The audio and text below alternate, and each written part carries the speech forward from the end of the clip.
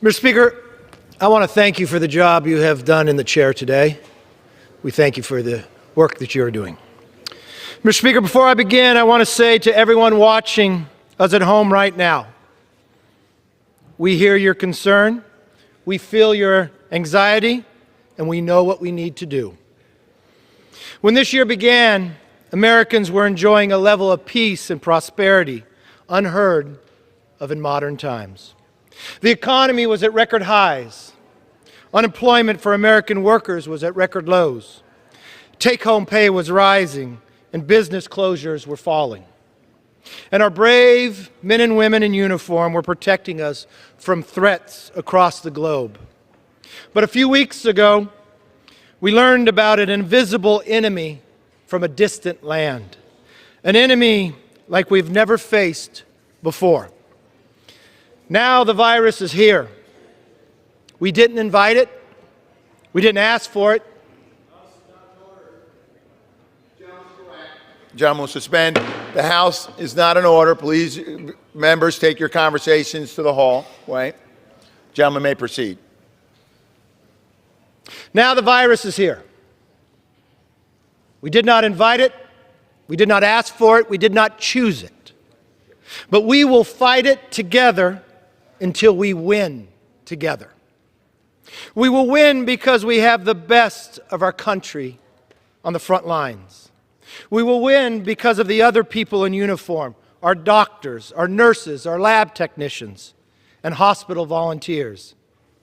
Take one moment and imagine, where would we be without their fortitude? They have the toughest jobs in the world, but they are truly the best in the world. You, our medical professionals, are our heroes. We, this entire body of members of Congress, salute you. We will always win because of our truck drivers, grocery store clerks, postal workers, farmers, and warehouse workers.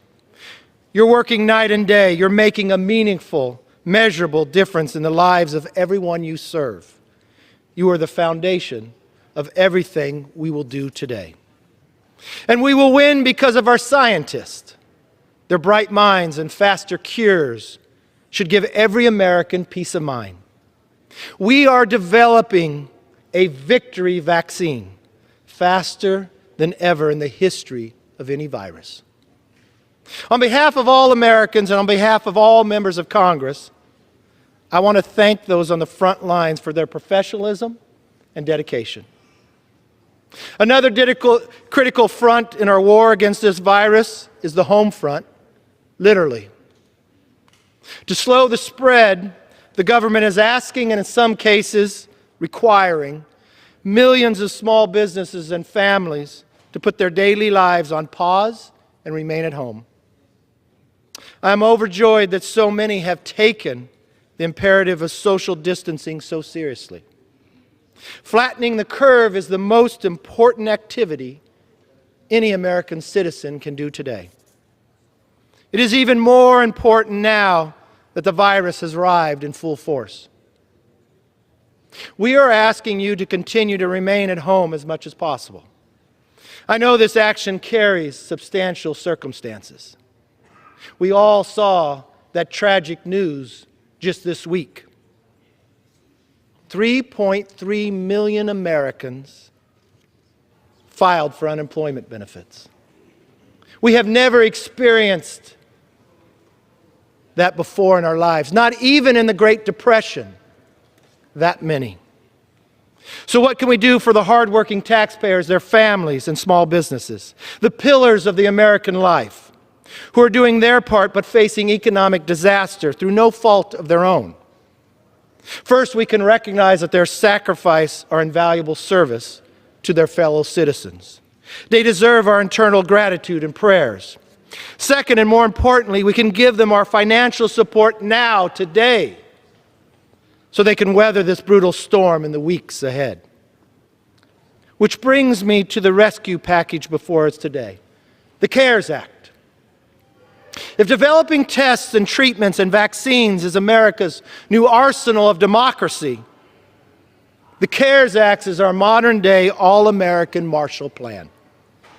It is the largest assistance measure in American history, and it is going directly in the pockets of hardworking taxpayers, their families, and small businesses.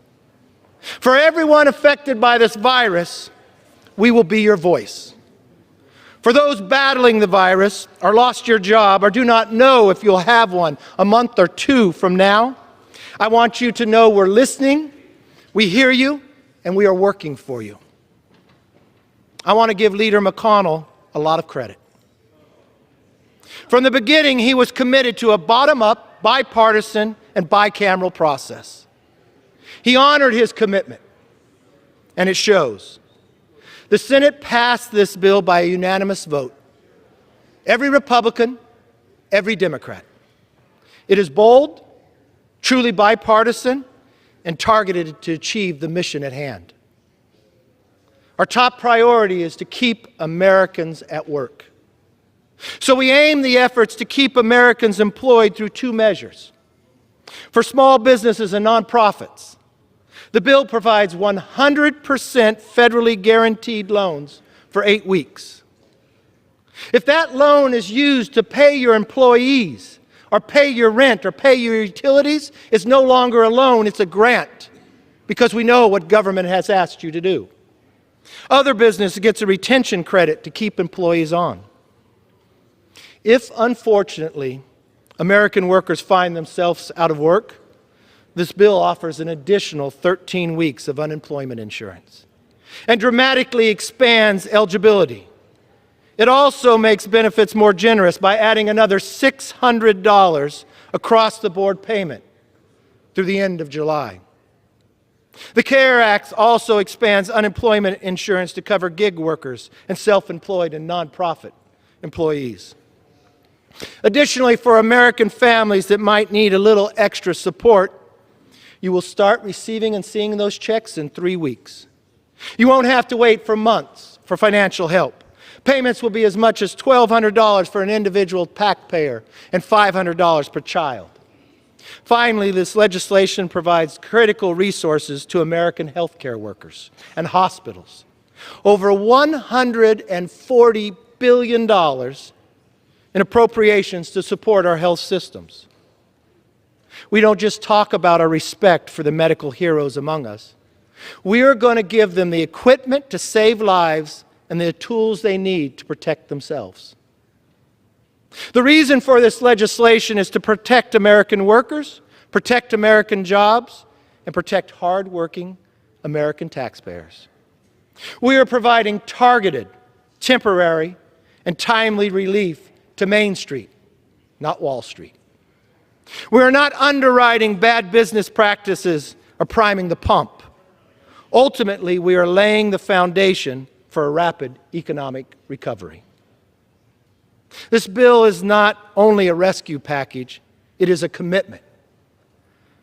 A commitment that your government and the people whom you elected to serve will do everything we can to limit the harm and hardship you face, both now and in the foreseeable future.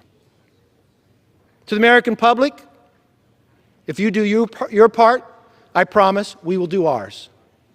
Mr. Speaker, as I said earlier, it is our responsibility to act, to put aside our differences and do what's right for the American public. Aid must be robust, rapid, and resilient, just like its recipients. We are going to help Americans through this. We are going to do this together. And in the end, we are going to be healthier, stronger, and more united than ever before. Because, as Americans, that's who we are. I yield back. Gentleman yields back. The gentleman from Texas reserves.